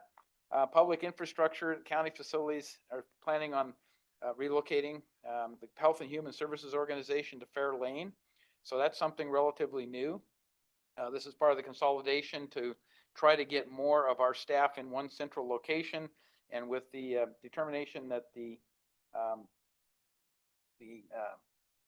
homeless shelter would not be put in that site, it opens it up for other opportunities. So that's what this one's all about. Workforce excellence. Pardon? New building. Right now the lot is clear. It's where the old sheriff's office was. It's been all leveled. It's been set up that way. And we thought it was going to be used for another purpose, i.e. the navigation center, but now the navigation center is moving over next to the jail. So the approach is going to be to go ahead and use that site for, co-locating more of the health and human services personnel on it. Workforce excellence and strategic innovation. I've been promised we'll get an update. So hopefully next month we'll have that. There've been several meetings, but I had to encourage the CAO to make sure I got a report on what's going on because it's kind of been out of sight, out of mind, and it needs to have a little more exposure. Youth Commission report, we're still waiting to fill that position once Oak Ridge reopens, and I think that's right now, right? This Thursday of this week. So then we'll have to figure out what we can do there before our next meeting to see if we can't make that assignment and get that moving again. Community outreach, information outreach. Cindy provided a long list of stuff. The El Rose Farmers Market continues 9 a.m. to 1, El Rose Town Center. August 8th to September 5th, continuation of the live on the Boulevard concert series every Thursday night, 7 to 9 p.m. El Rose Town Center Amphitheater. Here's one that's an annual event. August 9th is the National Night Out event. It's from 5:30 to 8, EDHCSD Community Park. El Dorado County Sheriff's Office and the El Dorado Hills Fire Department are partnering with the district to offer this spectacular, one-of-a-kind experience. Here's what you can expect. Barbecue, free. Let me say that again. Barbecue, free. Music, children's activities, community partners, K-9 demonstration, bomb squad, bomb truck, mobile command unit, the Bearcat armored vehicle, crisis negotiation van, and much more. And then the El Dorado Fire Department will be providing CPR demonstration and training. So again, if you haven't renewed your CPR training recently, it'd be a good opportunity to get connected with that. And then August 18th, yoga in the park, 9 a.m. Blackstone Park. And we'll put all of this obviously in a minute so you can read through it in more detail. August 23rd is the summer sock hop and the Moni Gilmore Center. And then August 23rd is also the summer concert series, the second, I think, in this season, if I'm not mistaken. El Dorado CSD Park, 7 to 9:30 p.m. So that'll all be in the minutes to follow up with. So any go backs from anybody? No questions? All right, then I'm going to move on to item 7. Council member items. Our next meeting is Monday, September the 9th at 5 p.m. right back here. So mark your calendars. And Bryce Lovell, who is the El Dorado County Director of Library Services, will share with us a number of updates of our county library system. And I think you're going to be pretty impressed with a lot of the new technologies and approach we're taking to libraries these days. Because like the community hubs and other things, I think we've grown out of the normal business as usual model, and we're really looking at what can we do to bring more interest, more people, more resources to bear to serve the community. So I look forward to it. I met with Bryce today, and I was really excited about what he had to share. And so we'll see, in front of the whole group here how that goes next month, but I'm sure it'll be a success. So with that, I am going to adjourn this meeting. 6:58. See, we meet it before 7 o'clock. Less than 2 hours, right? And a ton of information. So thank you all for your patience and participation, and look forward to seeing you back in September.